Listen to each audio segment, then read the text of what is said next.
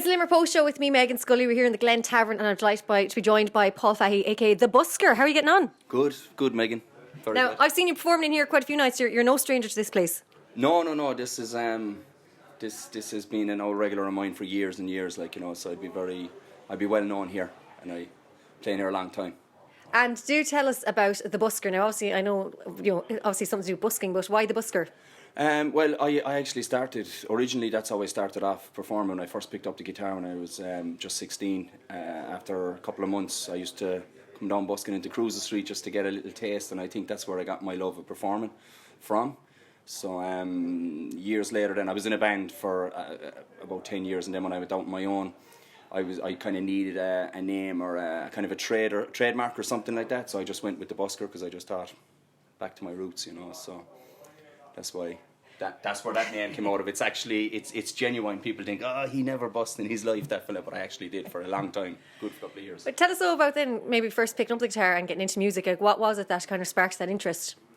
Jesus, I hope my parents aren't listening to this. I actually was caught Mitch in school for a couple of weeks, so I was actually being what would you call it, grounded for 2 weeks. Okay. And my father had got me a guitar, which I wasn't really interested in, but I said, feck it, I'd pick it up because I had nothing else to do.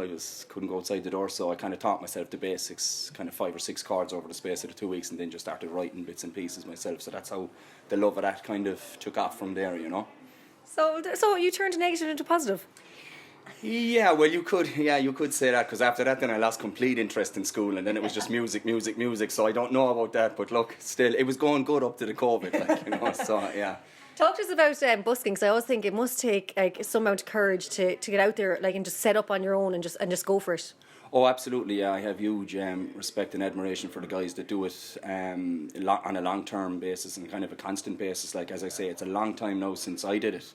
But in saying that, we're hoping to get back at it this weekend. Myself and Billy are going to kind of take the show on the road, as we say, and kind of get out there on the streets to do just play some of the songs off the album and stuff, because obviously we don't have the bars like we would have had if, we would have been obviously doing a big mad tour. But with that, we're still going to go to the bars. We have plans with a few of the bars, including here, where we're going to do an outdoor kind of show just for about 40 minutes, just to actually play the songs off the album, just give them some bit of a boost and get them out there, So.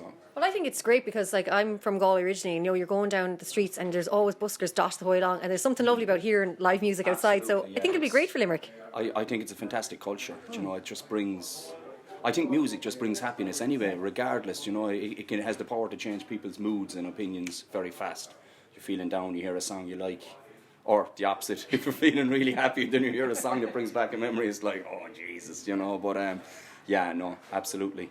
And luckily, I suppose the weather's good, so hopefully that can happen. So talk to us a bit about the whole COVID situation. Obviously, gigs are off, and you said now you have to improvise and find a new way to perform live. How has COVID been for you? Well, as myself and thousands of others in the same boat as me, we're full-time musicians. I was a full-time cover musician. That's what I did, was pubs, clubs. We have a wedding band, and obviously when the lockdown came down, everything was stopped. Everything across the board was stopped. Luckily enough, about 90% of our weddings we were able to accommodate the couples for next year for moving the dates. But as far as pub gigs were concerned, that was just gone. But I was threatening for a while to just record 1 or 2 of my own songs. That's what I kind of wanted to do. I had a bit of trouble last year. I was kind of sick on and off. I had a lot of trouble with my lungs and stuff like that. So I had a bit of time off last year, and in November and stuff, after having 2 weeks off, I was kind of like, I need to get 1 or 2 of my own songs recorded. And I need to do it when I don't have 5 gigs in a week, so that my vocals are a little bit fresh, because I wanted it to be right. So I had tried to get onto a few different studios, and the thing was, I was kind of getting onto them on a Monday saying, can I come in Wednesday? And of course everyone were kind of booked up for a couple of weeks.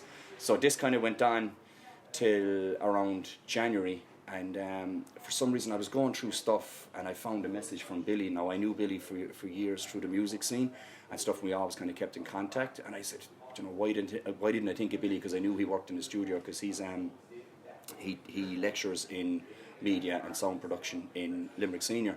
So when I got onto Billy, he said, yeah, definitely come in, we'll do something. So originally we were to do 1 song, then he said we'll do 2, because this single that now we're after releasing, we were actually recording another song. And while we were tuning up and I started singing the single Love Breaks Lonely that we're releasing, and he was like, oh my God, we have to record that, that's really good. And then when we recorded that, he said, will we try and get an EP? And I was like, I'd never have 5 songs. And he was like, you will, we'll try. So of course I went home and up to the attic at home and found all the poems, because I was a demon in school. That's all I liked doing, was writing poems and music and stuff, and everything else was like off my head, you know. As you can tell, that's why I was busking and singing for a living. But yeah, as it went on, then we turned out we had 5 songs, and then I started back writing again back in April. We started in March, just before the lockdown. We got into Limerick Senior, and because of the lockdown, then we couldn't go into the actual studio anymore, so we had to go elsewhere. But yeah, as it turned out, we actually ended up with 15 or 16 songs. So wow. It was a bit of a change, but it was kind of like I was finding poetry, and I was finding bits of songs, and I found an old dictaphone. Yeah. That I had recorded another song off the album Lullabies, and it was a real slow ballad, and Billy heard it and he was kind of like, yeah, that's cool. He said, but it needs to be sped up about 10 times. So actually, the way he's laughing now, but I can't even see him and I know he's laughing. But the way it came out was really cool, like, and it actually ended up really cool. And I'm just running away with this. You're not even asking me questions. I'm running away too much for you. No, we started talking about the lockdown. I just really know what I No, but again, it's like showing that the lockdown was it was a tough time for everyone. But you managed to write 15 songs, so I mean, it's pretty good. Well, I didn't. I mean, most of the songs. This song actually, "Love Breaks Lonely," the current release. I actually wrote that when I was only 17. Wow. So basically, that was just picking that back up and just kind of polishing it. You know, just obviously I know a little bit more about music now, so I was able to go a little bit, just polish it up, kind of clean it, tighten it up and stuff. And regards to lockdown, then of course we didn't have anywhere to actually record, so I came up with the idea that maybe I would ask the bars while they were closed, could we go in, just the 2 of us, and record each song, kind of, so we'd have a song synonymous with each bar. Oh, okay. You know, so we came in here as well in the Glen Tavern here, and we done a day as well, and then Billy would do a promo video for each song we done. We would have clips of recording in the bar all day and stuff like that. Like, but it worked really well because it drew a lot of attention, and especially when things were locked down. Excuse me, when things were locked down and no one was getting into bars. You know, we were in the bars and they were empty.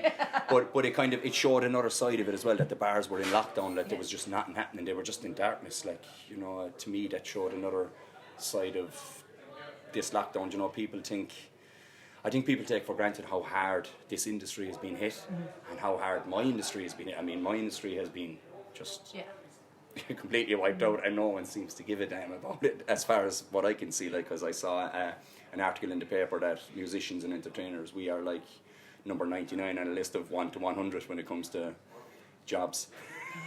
You know, so which is kind of it's worrying to me, seeing that we do everyone's weddings, everyone's christenings, we do a lot of the stuff, a lot of the big events in people's lives, but I don't know, when it comes down to it, they don't.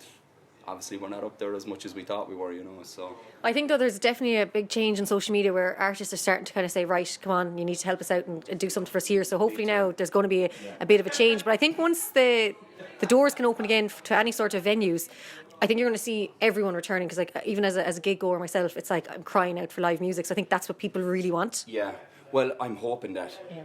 I'm really hoping it, because I knew when I've spoke to people, like, things weren't really great for the pubs before the lockdown. I think people are forgetting that. Like, we've been crying out for months before the lockdown, asking people to come out, and you know, there was kind of a culture of staying at home and drinking, and maybe coming out late, coming into the bars for maybe one drink, catching the last 10-15 minutes of a gig, and then they were going out to the nightclubs. You know, so like, I'm hoping that they might appreciate it a bit more, that they might come out to the bars a bit earlier. You know, when things come back, that they might come out and support the bars. I mean, like, coming into a bar like at 12 or 12:15 at night and having one round and then going away, like, that doesn't really help the bars, you know, especially when the likes of myself, when we're coming in, we're setting up at 9:30, we're not starting till 10:30, and we have no one in the bar maybe for the first hour, and it's, you know, it's kind of disheartening, and it's kind of I think as well it's a false economy, because the bars are paying for live music, and sometimes I don't think it's even worth their while having it. And in my opinion, it's not really down to anymore who's playing. I think sometimes you could have U2 playing in a bar. if you had them, and you still wouldn't get a big turnout, because I still think but I think people are stuck in their habits, and I think it's a younger kind of a culture as well coming up, that people will stay in the house parties. Even before COVID, people were meeting in the house. What's it called? Pre-drinks, prinking. Okay, see. Don't worry, we'll make sure to come out to the gigs when they're. Paul, we did, of course, the reason we're talking here is the new single that you mentioned that you wrote initially when you're 17. So, is there a plan for which single you want to release after this one? Well, we went kind of ballad rock with the first one. The second song we're going to release is it's called Just Say the Word. It's a bit more rockier. A bit more. It's not total rock by any means, but we're hoping to release about 4 singles from the album. The album is being released the August weekend. We're releasing it. Fingers crossed, all going well. Everything's going well at the moment for us. August 1st, it will be available in hard copy, and iTunes, Spotify, etc. Stuff like that. Where can we find you on social media, actually, for anyone that wants to follow? Social media. My alter ego, the Busker. You can get me on Facebook at the Busker, all block capitals. That's my fan page, and you can find me on Instagram at dbusker, DBUSKER007. You laugh, but you won't forget it either. That's the thing, right? Look at her; she's laughing, right? And then what else do I have? I have Snapchat, believe it or not. Oh, really? Yeah, don't hide your surprise, okay? It's okay.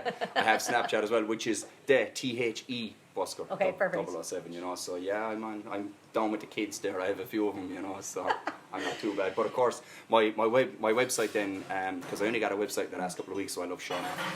It's www.paulfahymusic.com. Perfect.